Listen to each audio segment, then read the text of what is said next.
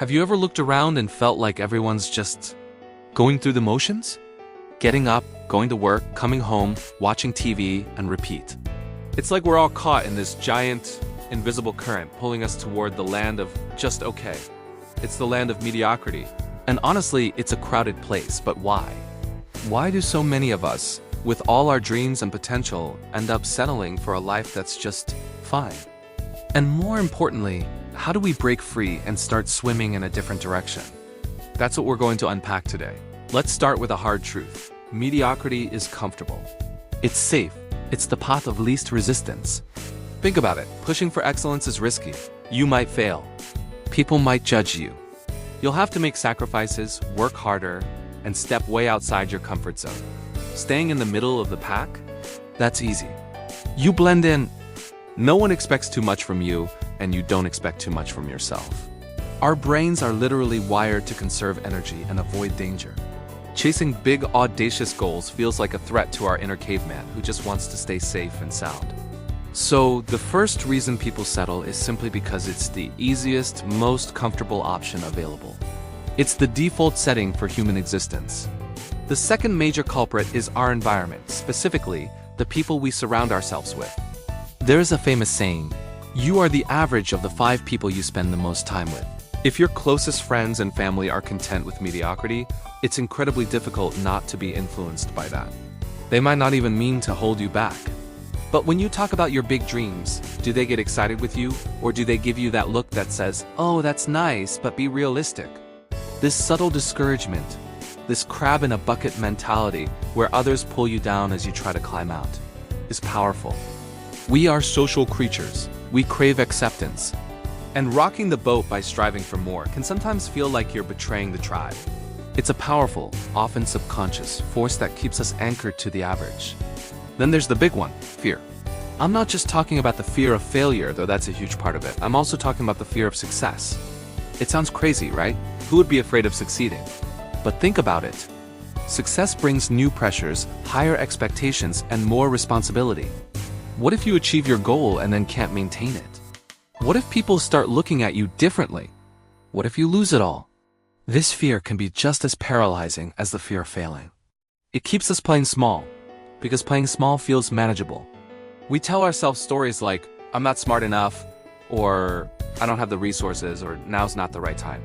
But underneath all those excuses is usually a deep-seated fear of what will happen if we actually go for it, whether we succeed or fail. It's this fear that convinces us that the dream isn't worth the potential emotional cost. Another reason we settle is a fundamental misunderstanding of what it takes to achieve greatness. We live in a world of highlight reels.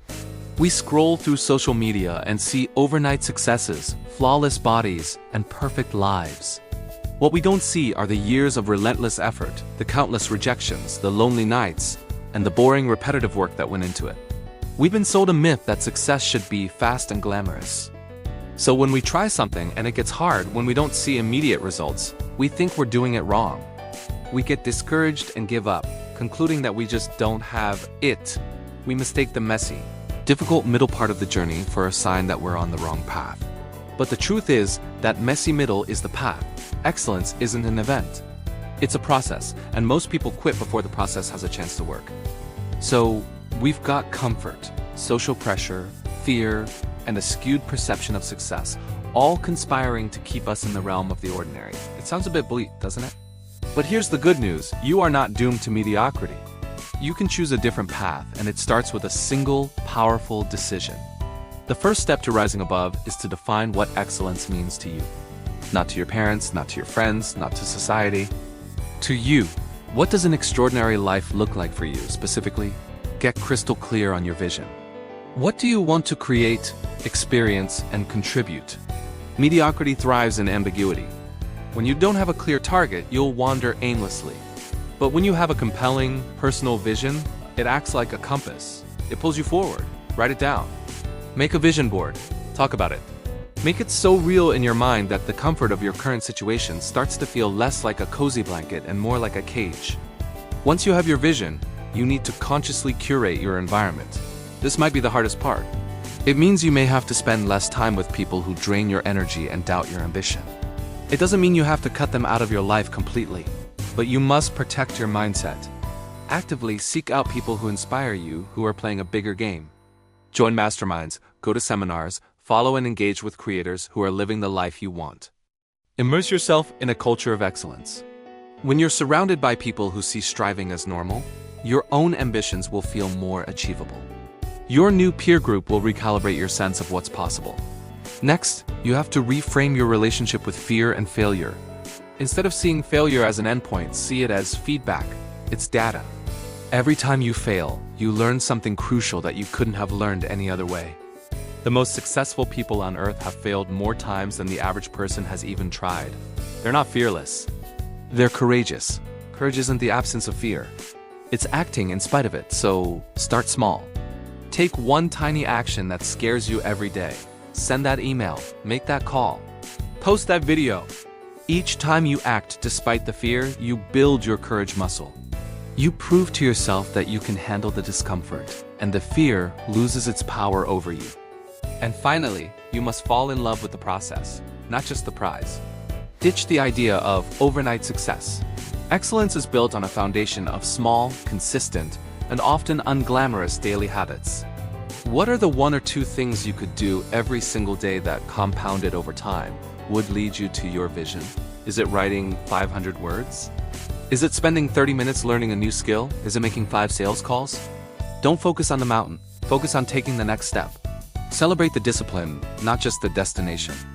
When you learn to find joy in the daily practice, in the act of showing up and doing the work, you become unstoppable. The results will become a byproduct of the person you've become along the way. Breaking free from mediocrity is not a one-time event. It's a constant choice.